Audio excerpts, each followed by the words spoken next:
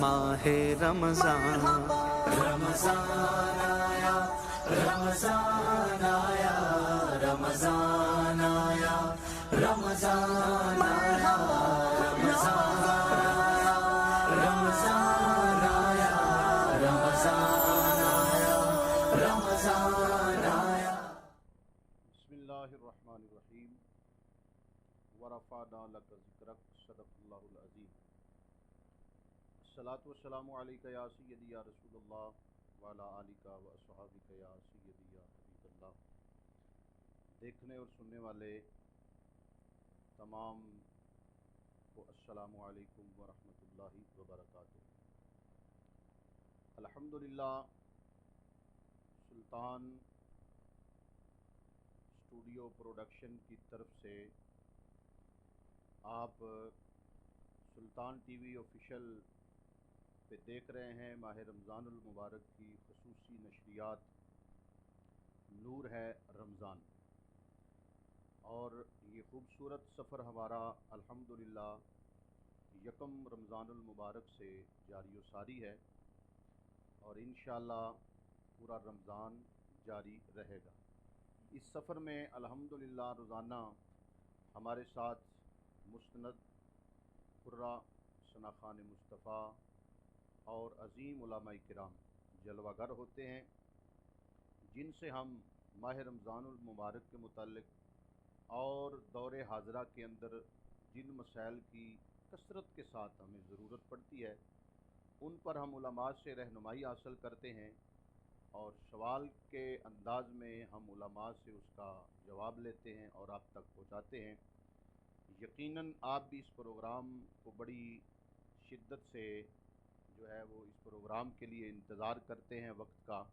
الحمدللہ ہم روزانہ 10 سے 11 بجے تک آپ کی خدمت میں حاضر ہوتے ہیں دین اسلام سیکھنے اور سکھانے کے لیے. آج ہمارے ساتھ عظیم اور مستند عالم دین اور بلکہ کئی حفاظ کے استاد بھی ہیں اور الحمدللہ میدان خطابت میں بھی آپ کا طوطی بولتا ہے. میری مراد حضرت علامہ مولانا حافظ قاری مدد علی فیضی صاحب ماشاءاللہ ہمارے ساتھ تشریف فرما ہیں اور تلاوت کلام پاک کے لیے صاحبزادہ حافظ عبدالرحمن صاحب بھی تشریف فرما ہیں اور نعت رسول مقبول صلی اللہ علیہ وسلم کے لیے خوبصورت آواز میری مراد سید حسنین علی پیرزادہ صاحب وہ بھی تشریف فرما ہیں. تو ناظرین دیکھتے رہیے ہم اپنے پروگرام کا باقاعدہ آغاز آیات ربانی سے کر رہے ہیں. میں دعوت کلام پاک دوں گا صاحبزادہ حافظ محمد عبدالرحمن ساکی صاحب کو. جی آپ صاحب. اعوذ باللہ من الشیطان الرجیم. سبحان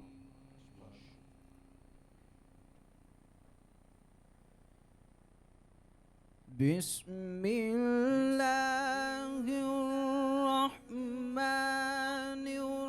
الرحیم. ما كان على النبي من حرج فيما فرض الله.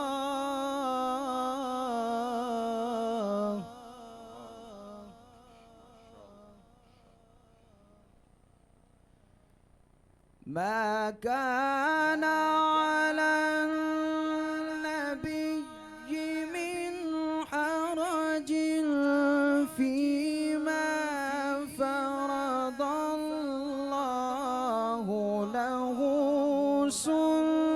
سنة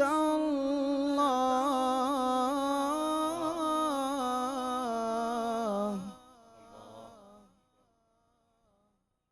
سنة الله في الذين خلوا من قبل وكان أمر الله قدرا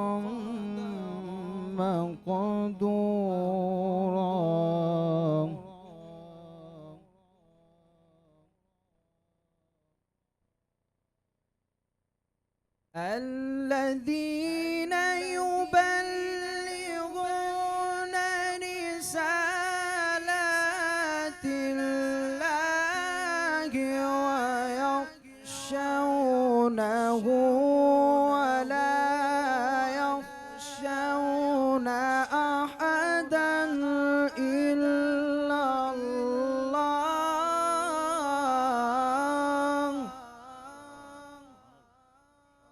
وكفى بالله حسيبا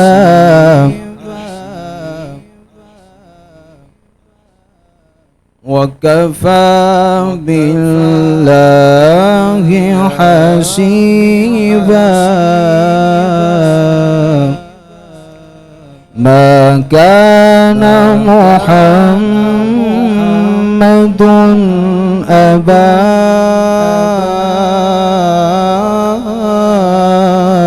أحد ما كان محمد أبا أحد من رجالكم ولكن رسول الله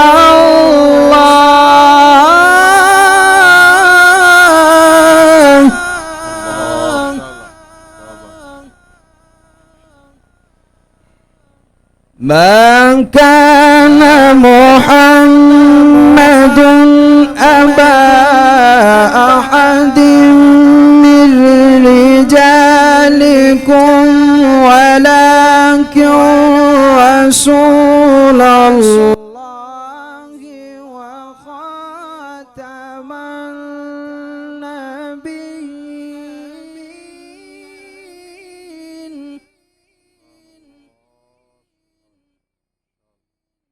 وكان الله بكل شيء عليما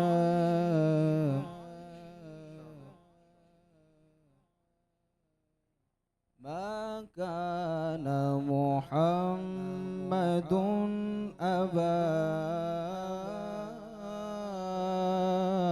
أحد من رجالكم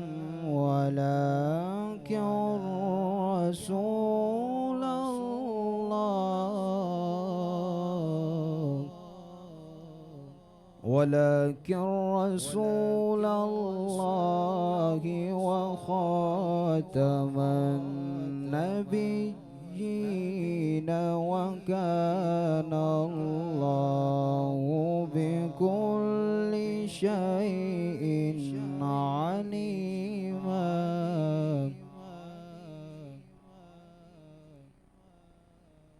يا أيها الذين آمنوا اذكروا الله ذكرا كثيرا وسبحوه بكرة وأصيلا وسبحوه بكرة وأصيلا صدق الله العظيم وصدق رسوله النبي الكريم الأمين ماشاءاللہ ماشاءاللہ بارک اللہ. ناظرین کرام، ہم بلا تاخیر جلدی اپنے آئے ہوئے مہمان کی طرف بڑھیں گے. سب سے پہلے تو میں اپنے تشریف لائے ہوئے مہمان کا بے حد شاکر ہوں کہ ماشاءاللہ آپ نے بے پناہ مصروفیات کے باوجود اور خاص طور پہ ماہ رمضان کی ان مقدس گھڑیوں میں آپ جانتے ہیں علماء کی مصروفیات کو، تو ایسے لمحات میں علماء کا تشریف لانا اور اس انداز میں مسائل اور نئے نئے موضوعات پر گفتگو کرنا یقینی طور پر یہ ہم پر ان کا احسان بھی ہے، محبت بھی ہے۔ اللہ تعالیٰ ان جیسے لوگوں کا سایہ ہم پر تا قیامت سلامت فرمائے۔ تو آئیے ملتے ہیں قبلہ فیضی صاحب سے اور ان سے اپنے آج کے خوبصورت موضوع غسل کے حوالے سے۔ الحمدللہ ہم بڑی محنت کے ساتھ اپنے اس پروگرام کو ترتیب بھی دیتے ہیں اور بڑا خوبصورت موضوع رکھتے ہیں جس کی روزمرہ ضرورت بھی ہے، اور آج کا ہمارا موضوع وہ ہے کہ جس کی ہر ایک کو ضرورت ہے، اور یہ عمل ہم ہر ایک کرتے ہیں، لیکن اس میں کئی ایسے مسائل ہیں کہ جن کے بارے میں ہم لا علم ہیں۔ تو علماء کو بلانے کا ہمارا مقصد یہی ہے کہ فَاسْأَلُوا أَهْلَ الذِّكْرِ إِن كُنتُمْ لَا تَعْلَمُونَ۔ السلام علیکم حضور۔ وعلیکم السلام۔ قبلہ سب سے پہلے تو میں سلطان اسٹوڈیو پروڈکشن کی طرف سے اور سلطان ٹی وی آفیشیل کی طرف سے آپ کا جملہ ٹیم کی طرف سے شکریہ ادا کرتا ہوں، اور آج کا ہمارا موضوع ہے غسل۔ تو قبلہ اس حوالے سے قرآن و حدیث کی روشنی میں آپ غسل کے حوالے سے اس کی فضیلت یا اس کے حوالے سے آپ کیا ارشاد فرمانا چاہیں گے؟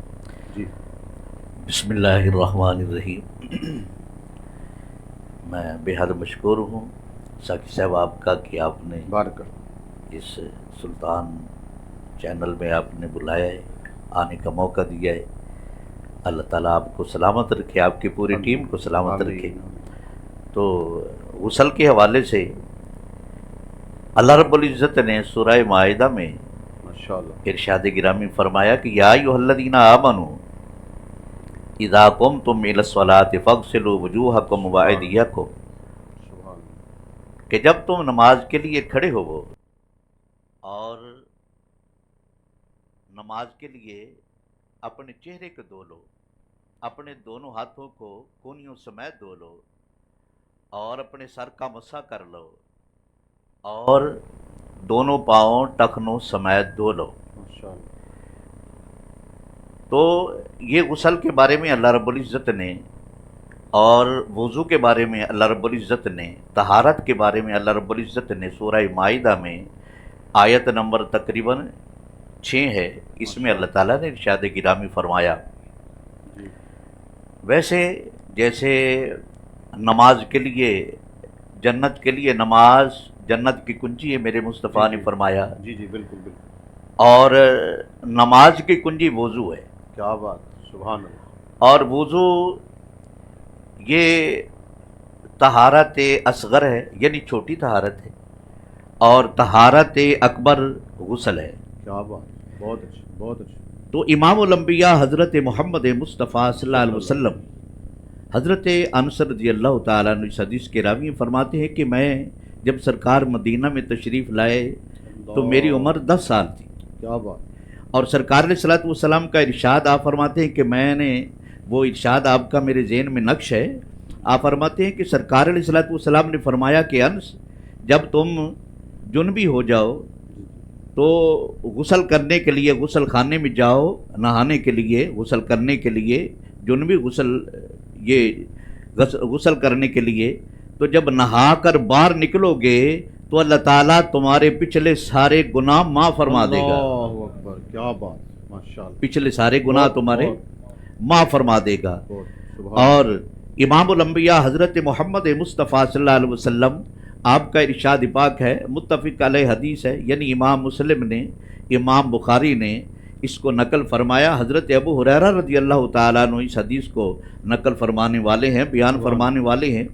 آپ فرماتے ہیں کہ سرکار علیہ الصلوۃ والسلام نے فرمایا کہ اے ابو ہریرہ، اللہ تعالیٰ نے میری امت کو وہ چیز عطا فرمائی ہے جو پہلے کسی نبی کی امت کو نہیں عطا فرمائی، ماشاءاللہ، کیا بات، اور وہ چیز ہے سرکار علیہ الصلوۃ والسلام نے فرمایا قیامت کے دن میری امت کو یہ اعزاز حاصل ہوگا کہ میری امت کے چہرے چمکتے ہوں گے، اللہ، اور میری امت کے ہاتھ چمکتے ہوں گے، میری امت کے پاؤں چمکتے ہوں گے، یعنی وہ اعضاء جو وضو میں دھوئے جاتے ہیں وہ قیامت کے دن چمکتے ہوں گے۔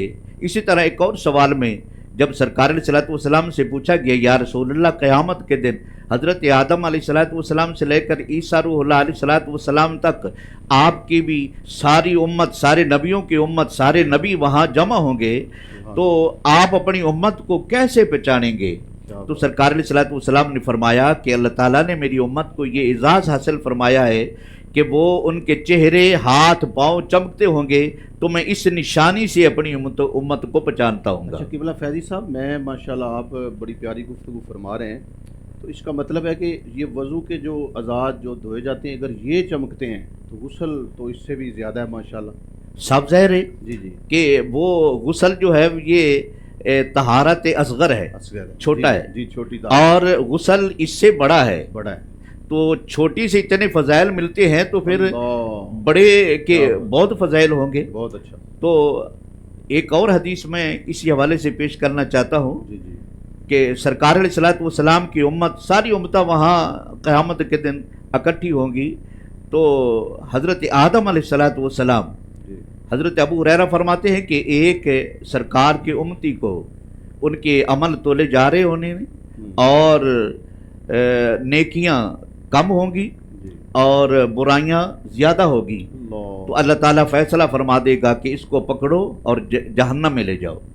تو حضرت ابو ہریرہ فرماتے ہیں کہ فرشتے اس کو پکڑ کر جہنم میں لے جا رہے ہوں گے تو حضرت آدم علیہ الصلوۃ والسلام کی نظر پڑ جائے گی، جی تو آدم علیہ الصلوۃ والسلام دیکھیں گے اور یقیناً اسی طرح پہچانتے ہوں گے کہ اس گناہگار کے جو چہرہ ہے، جو ہاتھ ہیں، جو پاؤں ہیں، وہ چمکتے ہوں گے، کیا بات، تو اسی طرح پہچانیں گے اور دوڑ کے سرکار علیہ الصلوۃ والسلام کی بارگاہ میں عرضی پیش کریں گے، یا رسول اللہ صلی اللہ علیہ وسلم دیکھیں آپ کا امتی، یہ دیکھیں فرشتے پکڑ کر جہنم کی طرف لے جا رہے ہیں، تو سرکار علیہ الصلوۃ والسلام آئیں گے، فرشتوں سے فرمائیں گے بھئی اس کے عمل تولے ہیں آپ نے؟ جی تو فرشتے عرض کریں گے یا رسول اللہ تولے ہیں، تو سرکار فرمائیں گے کہ ایک مرتبہ اور تولو۔ اللہ، پھر فرشتے رب کعبہ کی بارگاہ میں یا ترازو پر وہ لائیں گے، تو رب کعبہ یہ نہیں فرمائے گا کہ اس کے عمل جو تل چکے ہیں، فیصلہ جو میں نے فرما دیا ہے، پھر واپس کیوں لائے ہو، اللہ، بلکہ رب کعبہ فرمائے گا کہ کیوں لائے ہو واپس؟ عرض کریں گے اے مولا کریم تیرے حبیب نے فرمایا ہے تو ہم واپس لائے ہیں۔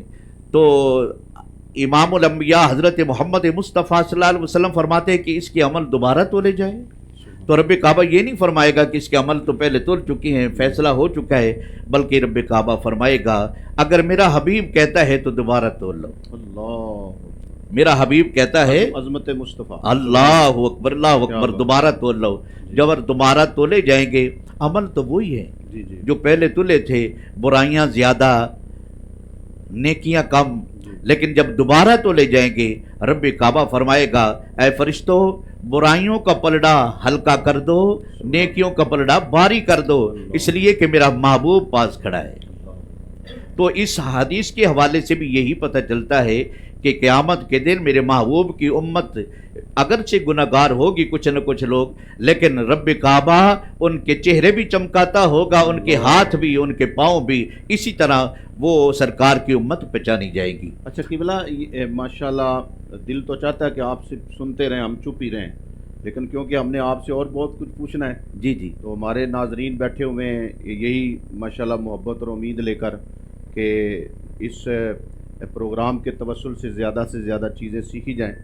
تو دیکھیں ماشاءاللہ آپ کی گفتگو کا جو لب لباب ہے، میں تو یہی سمجھا ہوں جی جی کہ اگر دیکھیں ہم اپنے لیے غسل کرتے ہیں، اپنی صفائی کے لیے، اپنے آپ کو صاف ستھرا رکھنے کے لیے، خوبصورت رکھنے کے لیے، لیکن اس کے باوجود اللہ کا کرم کتنا کہ ہمیں ثواب بھی ساتھ مل رہا ہے، ہمیں اجر بھی مل رہا ہے ساتھ۔ سبحان تو اللہ۔ قبلہ میں یہ پوچھنا چاہوں گا کہ غسل یہ مطلق غسل ہی ہے یا اس کی کوئی قسمیں بھی ہیں؟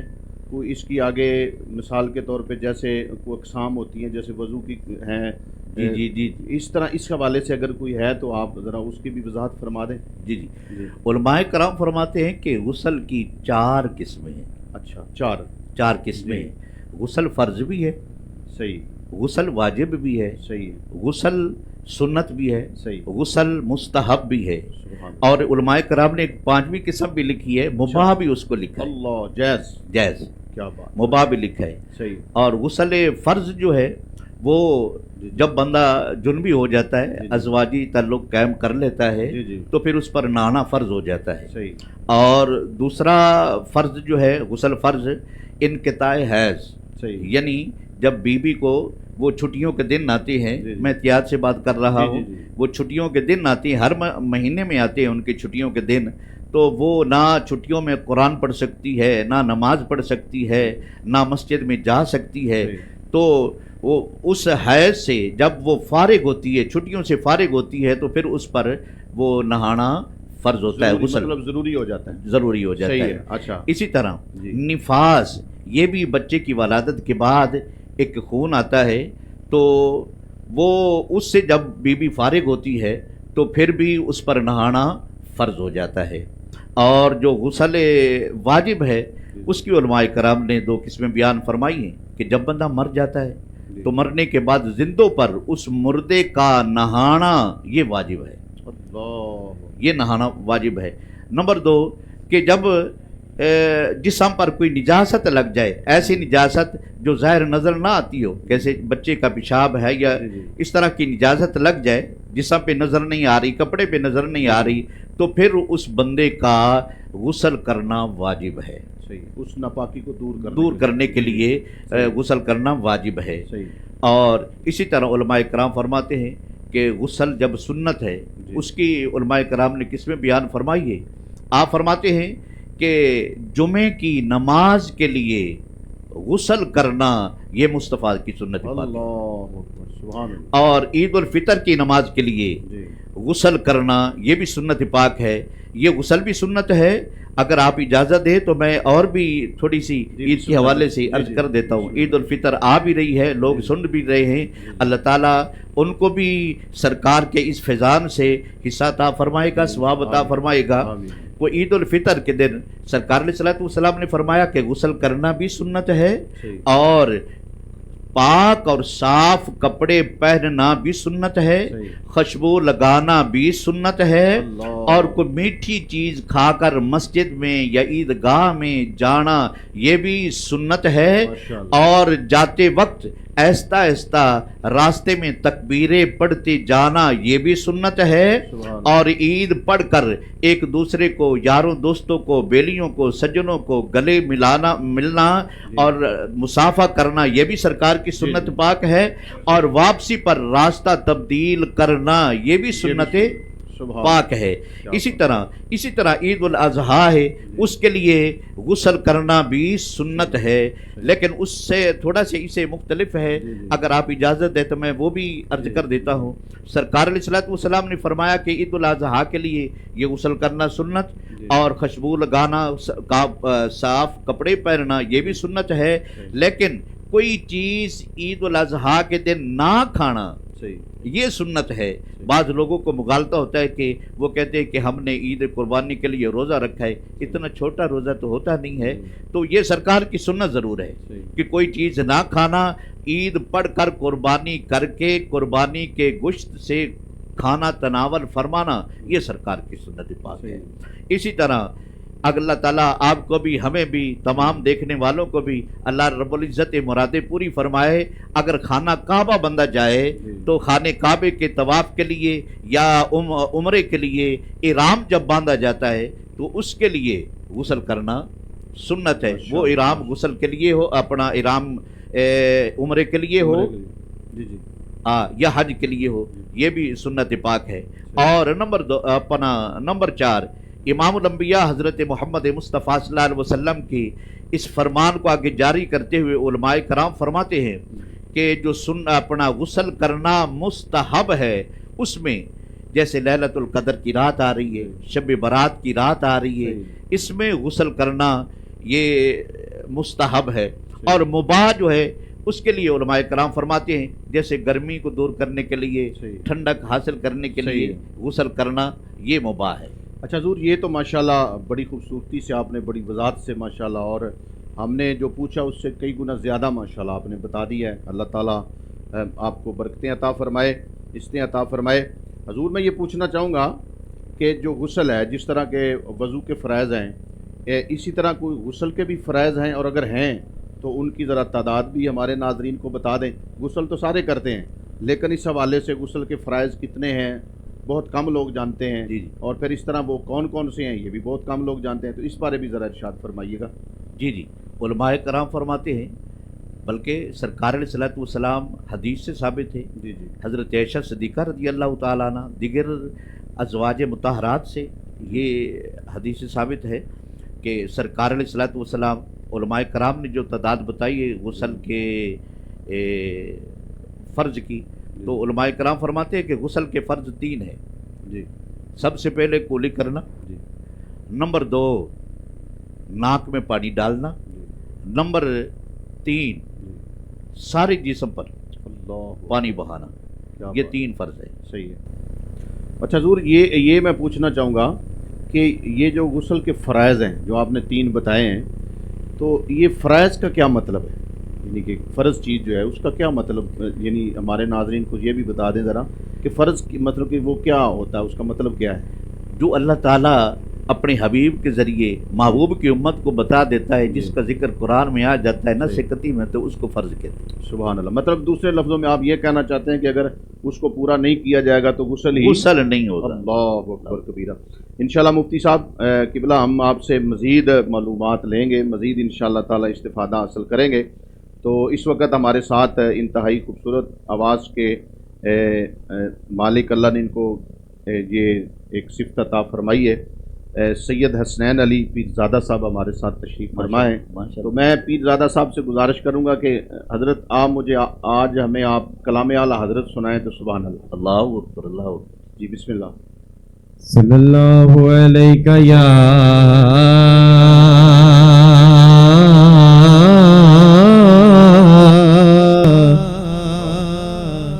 رسول اللہ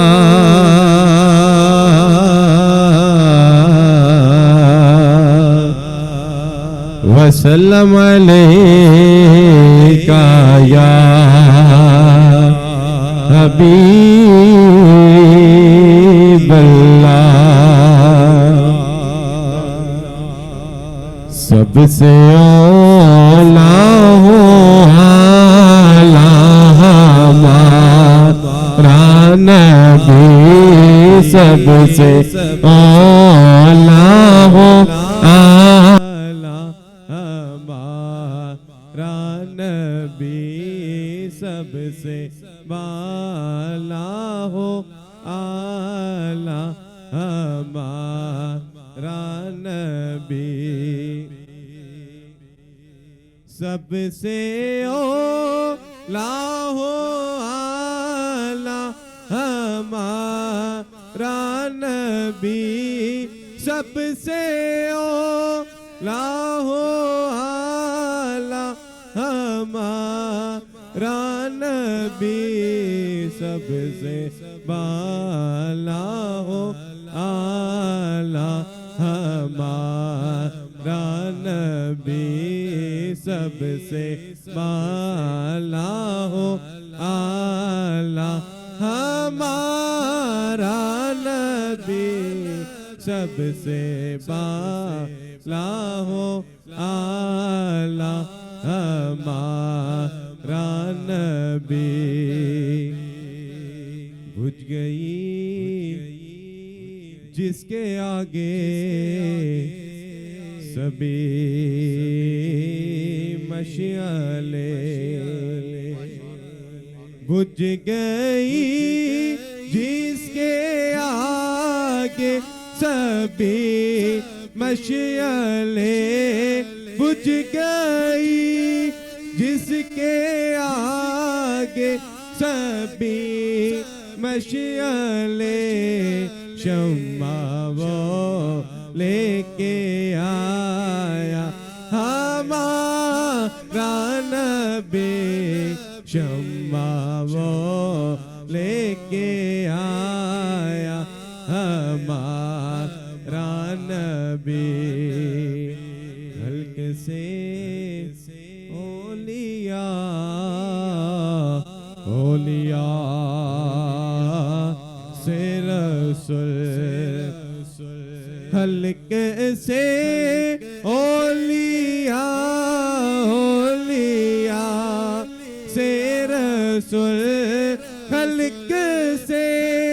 اولیاء اولیاء سے رسول اور رسولوں سے اعلیٰ ہمارا نبی اور رسولوں سے اعلیٰ ہمارا نبی سب سے اولیٰ ہو اعلیٰ ہمارا نبی کون دیتا ہے دینے تم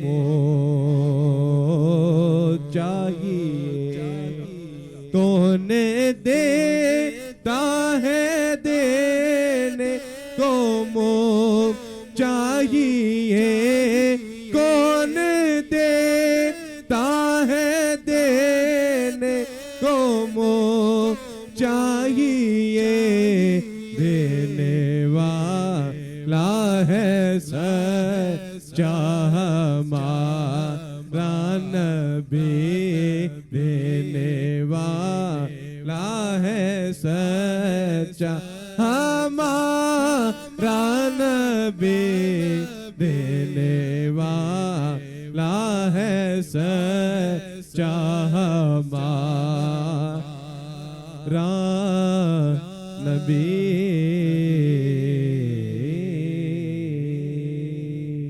ماشاءاللہ کیا خوبصورت ہے اعلیٰ حضرت کا کلام اور تشریح. اعلیٰ حضرت نے کمال کا یہ کلام حضور کی شان میں لکھا ہے. جی ناظرین کرام ماشاءاللہ علامہ مدد علی فیضی صاحب ہمارے ساتھ جلوہ فرما ہیں اور انتہائی اہم سوالات پر آپ سے ہماری گفت و شنید ہو رہی ہے. یقینی طور پہ آپ سماعت فرما رہے ہوں گے. میں قبلہ مفتی صاحب سے مزید اسی موضوع پر کچھ سوالات کرنا چاہوں گا. قبلہ مفتی صاحب اگر پانی نہیں ہے اور غسل فرض ہے تو ظاہر ہے عبادت کا وقت ہے یا کوئی وہ عبادت کچھ اللہ کا قرآن پڑھنا چاہتا ہے کوئی اور عمل کرنا چاہتا ہے تو پانی نہیں مل رہا ہے. تو ایسی صورت میں پھر شرعی طور پہ کیا حکم ہے کیونکہ پانی کے بغیر تو غسل نہیں ہے تو کیا کوئی اسلام نے اس کا رستہ کوئی طریقہ بتایا؟ یہ شروع میں جو آیت کریمہ پڑھی اسی کا حصہ ہے فتیمموا صعیدا طیبا سبحان فامسحوا بوجوہکم وایدیکم کہ اگر تمہیں پانی نہ مل رہا ہو تو اگر تم بیوی سے ازواجی یعنی تعلق غسل اگر فرض ہے فرض ہے غسل فرض ہے غسل فرض ہے تو پھر پانی نہیں مل رہا تو تیمم کر لو. یعنی کہ یہ بھی اللہ نے قرآن میں مسئلہ بیان فرمایا جی کہ اگر پانی نہیں ہے تو آپ تیمم کریں. جی تیمم کر لیں پاک مٹی سے یا مٹی کی جنس سے آپ تیمم کر لیں. تو اس میں تیمم میں یہ طریقہ بتایا سرکار علیہ الصلوۃ والسلام نے کہ 2 مرتبہ ہاتھ لگائیں آپ ہاتھ لگائیں اور ایسے ہاتھوں کو جھاڑ کر پہلے چہرے پہ مس کریں اور پھر ہاتھ لگائیں پھر جھاڑ کر دونوں ہاتھوں کو مس کر لیں. تو اس سے آپ کا تیمم کا طریقہ جو ہے وہ بھی بتایا گیا ہے سرکار نے. اور پھر غسل اگر فرض ہے ضروری کرنا چاہتے ہیں آپ پانی نہیں ہے تو اس کا تیمم طریقہ بتایا ماشاءاللہ. اچھا قبلہ مفتی صاحب یہ پوچھنا چاہوں گا کہ ظاہر ہے بعض علاقے ایسے ہیں جہاں پہ پانی جیسے ہمیں میسر ہے وہاں پہ آسانی سے پانی نہیں ہوتا نہری پانی ہوتا ہے یا تالاب کا پانی ہوتا ہے یا کوئی اور پانی ہوتا ہے تو کون کون سا پانی ہے جس سے ہم غسل کر سکتے ہیں یہ بھی ذرا بتا دیں. بڑی اہم یہ بات ہے. ہاں سرکار علیہ الصلوۃ والسلام نے ایک آدمی کو ایسے ہی باہر غسل کرتے دیکھا ایسے ہی ننگا نہ رہا ہے. تو سرکار علیہ الصلوۃ والسلام نے فرمایا کہ اللہ حیا دار ہے اور حیا کو پسند فرماتا ہے. آدمی کو چاہیے کہ وہ حیا سے غسل کرے. تو سرکار علیہ الصلوۃ والسلام سے پوچھا کہ یا رسول اللہ صلی اللہ علیہ وسلم تالاب میں غسل کر سکتے ہیں؟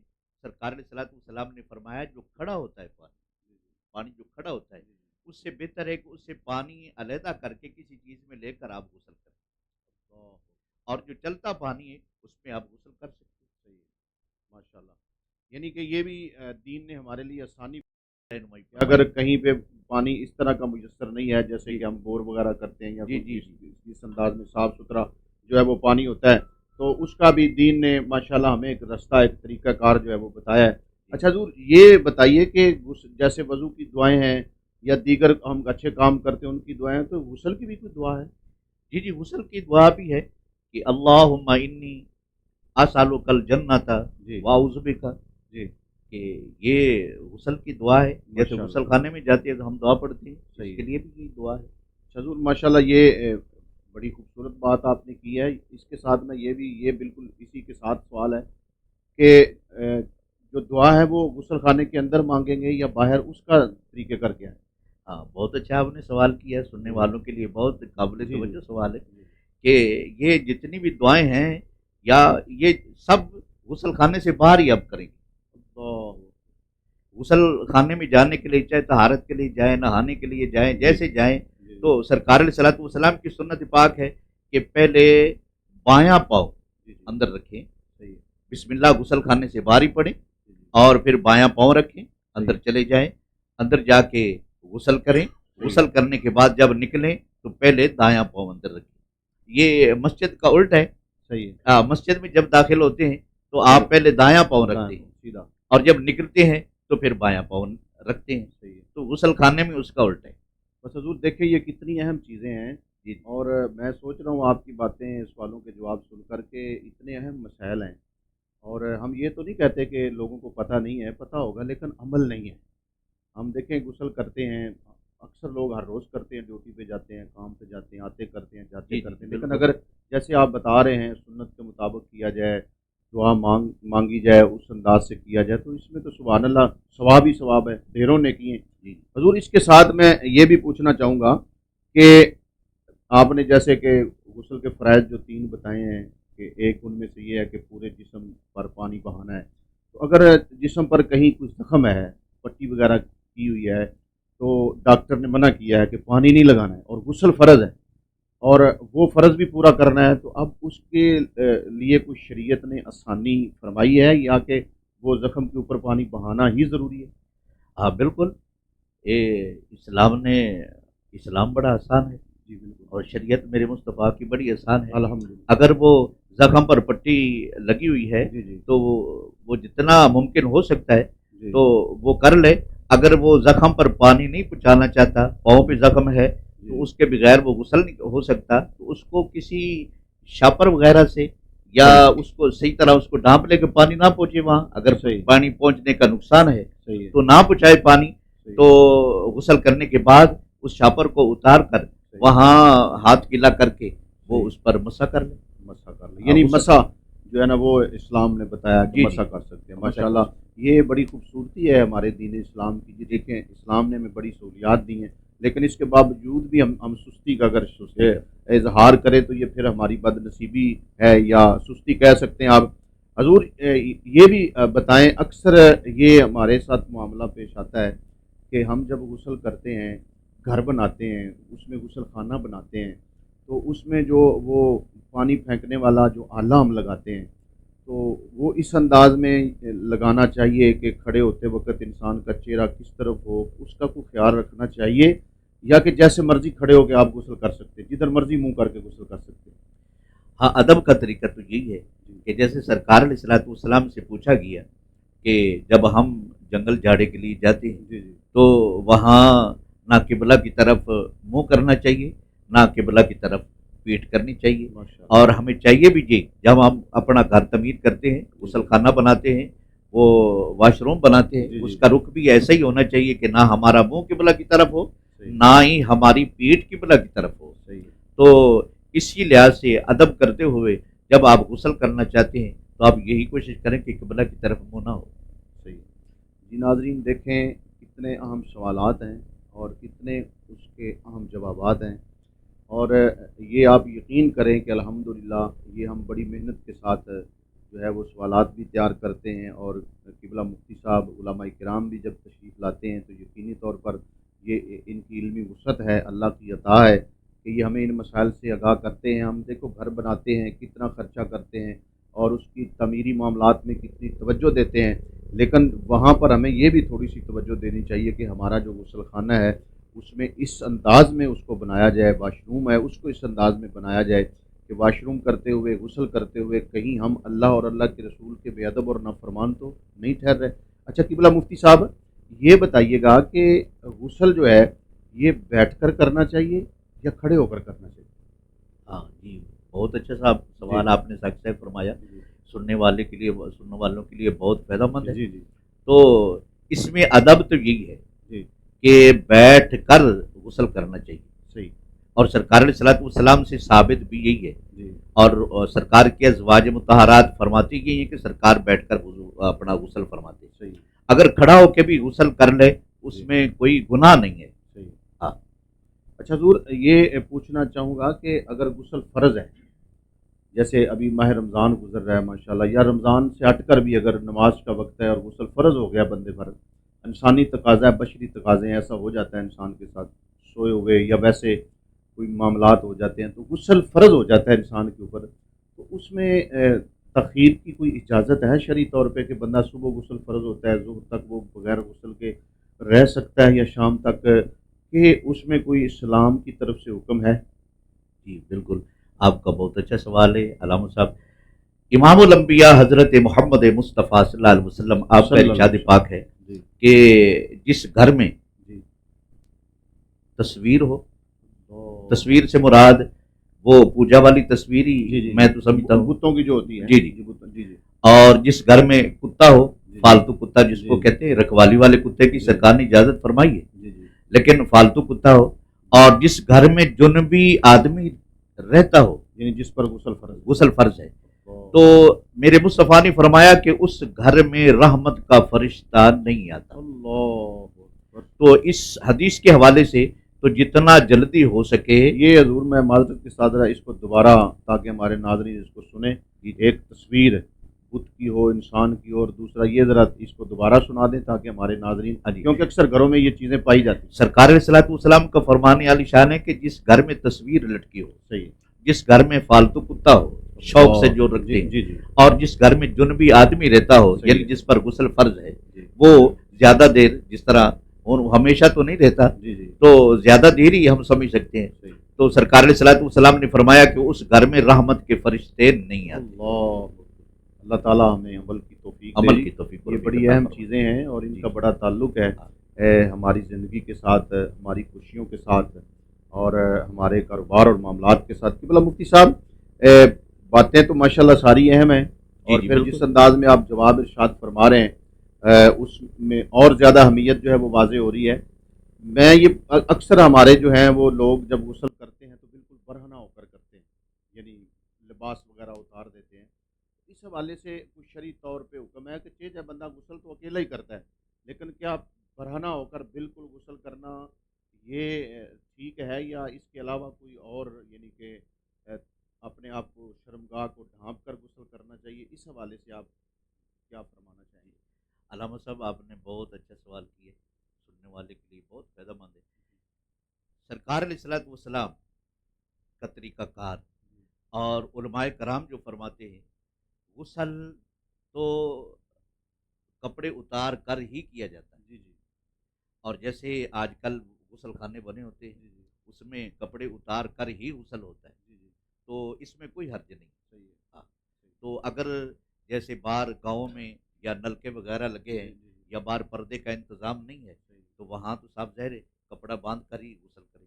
صحیح ہے. بہت اچھی بات ہے. یہ ہمارے اکثر جو ہیں وہ جیسے گرمیوں کا بھی موسم آ رہا ہے تو ہمارے نوجوان طبقہ جو ہے نہروں پر جا کر نہاتا ہے، اور وہ جو شرمگاہ ہے اس کے اوپر وہ کپڑا لپیٹ لیتے ہیں، لیکن جب نہاتے ہوئے وہ بالکل جو ہے نا وہ برہنہ جو نظر آتے ہیں. مطلب آپ کہنا چاہتے ہیں کہ اس طرح غسل کرنا جائز نہیں ہے، جائز نہیں. اور غسل خانے کے اندر بھی اگر شرمگاہ کے اوپر کوئی کپڑا وغیرہ اس طرح کا ڈھانپ لیں یا اپنی نظر جو ہے نا وہ اس کی طرف نہ جائے تو یہ زیادہ اچھا ہے. جی جی بالکل. ماشاءاللہ. مفتی صاحب یہ بتائیے گا کہ جب غسل فرض ہو جائے، سنت مستحب اور مباح میں تو ماشاءاللہ آپ نے وضاحت فرما دی، کیونکہ زیادہ تر جو ہے نا یہ ہمارے مسائل فرض جو غسل اس کے ساتھ ہے. جب غسل فرض ہو جاتا ہے تو کون کون سی عبادت جو ہے وہ ہم نہیں کر سکتے، یا ہر اچھا کام ہی نہیں کر سکتے؟ جب غسل فرض ہوتا ہے تو اس وقت کون سا عمل کرنا چاہیے اور کون سا نہیں کرنا چاہیے؟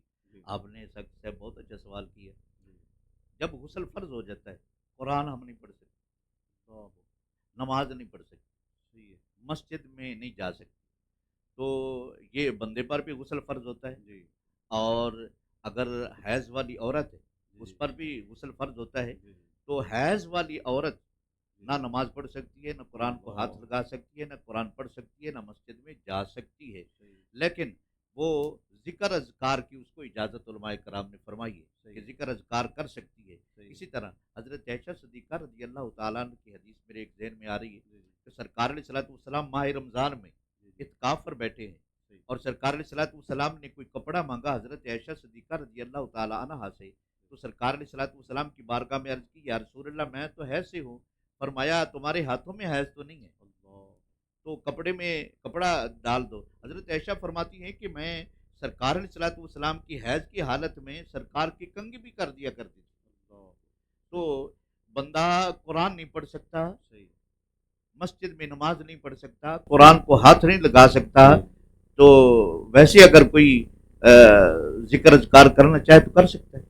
ماشاءاللہ ناظرین دیکھ رہے ہیں آپ ہمارا یہ جو سفر ہے دین اسلام سیکھنے کا، ہمارے اور جو ہمارے ہم سفر ہیں الحمدللہ کس انداز سے آپ کو جواب جو ہیں وہ ارشاد فرما رہے ہیں۔ تو میں کوشش، کیونکہ ایک تو میرے سامنے وقت ہے، وقت انتہائی مختصر ہے، اور میں تو چاہتا ہوں کہ زیادہ سے زیادہ یہ چیزیں ہم سیکھیں، قبلہ فیضی صاحب سے اور پوچھیں۔ تو اب کیونکہ وقت بھی اتنا نہیں ہے تو قبلہ میں یہ پوچھنا چاہوں گا کہ اکثر لوگ تالاب کے اندر، کھلے پانی کے اندر یا نہر کے اندر جو پانی چل رہا ہوتا ہے اس کے اندر، یا گرمیوں کے موسم میں آپ دیکھتے ہیں ہمارے جو نوجوان طبقہ ہوتا ہے یہ غسل کرتا ہے کھلے پانی کے اندر، یہ بارش ہو رہی ہے تو موسلا دھار بارش ہو رہی ہے، تو اس میں بندہ اگر غسل کر لے، وہ فرض ہے یا سنت ہے یا جو بھی ہے، یعنی کہ وہ غسل کرتا نہیں ہے تو اس کی غسل کی ہے، تو وہ غسل ہو جائے گا یا کہ اسپیشل جو ہے ہم غسل خانے میں جا کر وہ نہائیں تو تبھی ہے؟ علامہ صاحب آپ نے بہت اچھا سوال کیا۔ نہر میں اگر جو نہا رہا ہے اس کا غسل ہوا ہے کہ نہیں ہوا، اگر غسل کے جو فرض ہے اگر اس نے وہ پورے کر دیے تو ہو گیا۔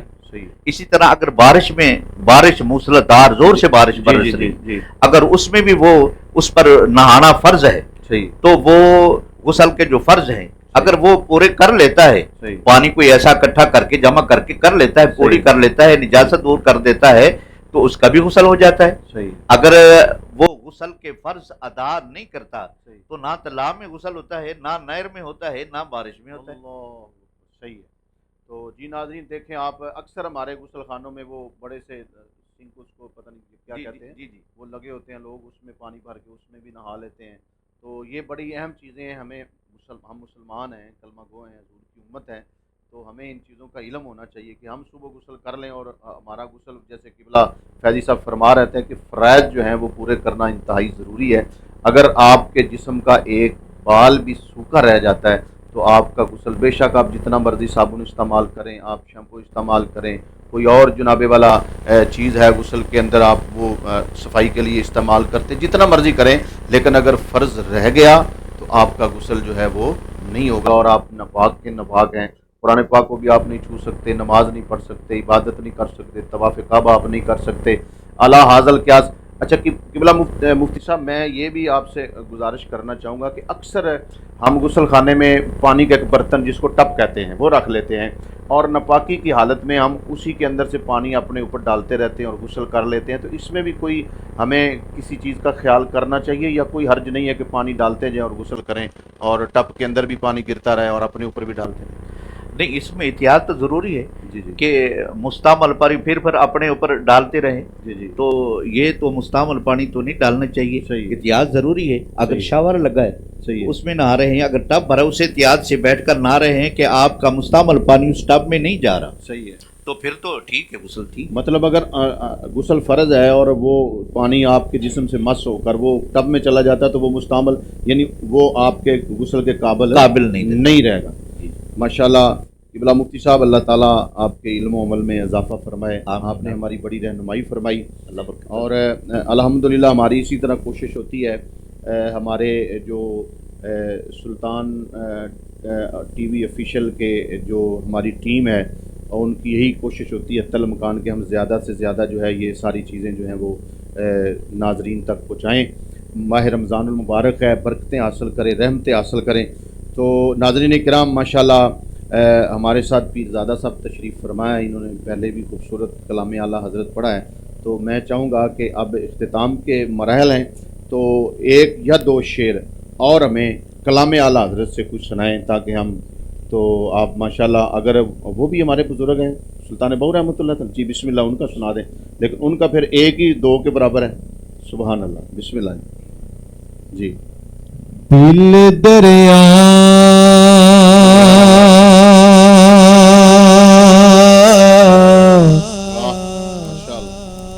سمندروں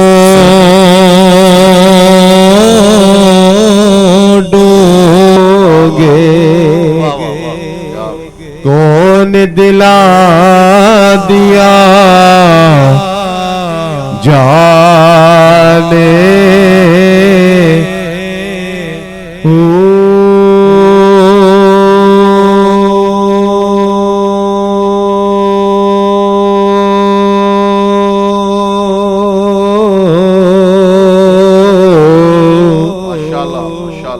وچے بیڑے تے وچے جیڑے تے وچے وانجے مہانے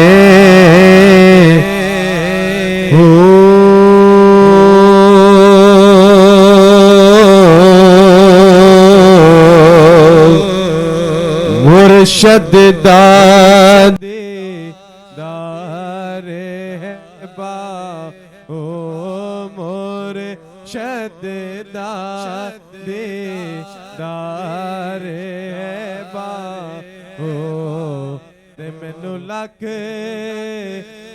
کروڑا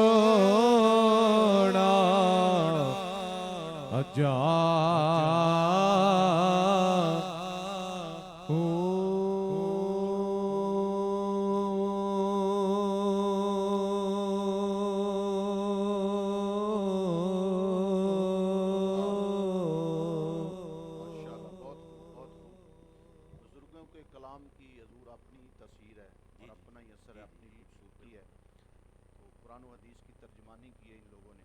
قبلہ ٹائم تو ہمارے پاس نہیں ہے، لیکن میں چاہتا ہوں کہ آپ سے ایک سوال اور کر لوں، اور میں اس کو بڑا اہم بھی سمجھتا ہوں، تو پھر شاید اس موضوع پر ہمیں گفتگو کرنے کا موقع نہ ملے۔ یہ اکثر ہماری مائیں بہنیں بیٹیاں جو ہیں وہ ناخنوں پہ، ہاتھوں پہ وہ ایک آلہ لگاتی ہیں، ایک جو ہے جس کو وہ نیل پالش کہتے ہیں، شادیوں کے خوشی کے موقع پر وہ لگاتی ہیں، یا اسی طرح ہمارے کچھ بھائی جو ہیں وہ کام کرتے ہیں پینٹ وغیرہ کا، تو وہ تو اس طرح کا کوئی اور اگر جسم پر کوئی چیز لگ جاتی ہے تو کیا اس کے اوپر غسل ہو جائے گا؟ جی بالکل ساقی صاحب، بہت اچھا سوال ہے آپ کا۔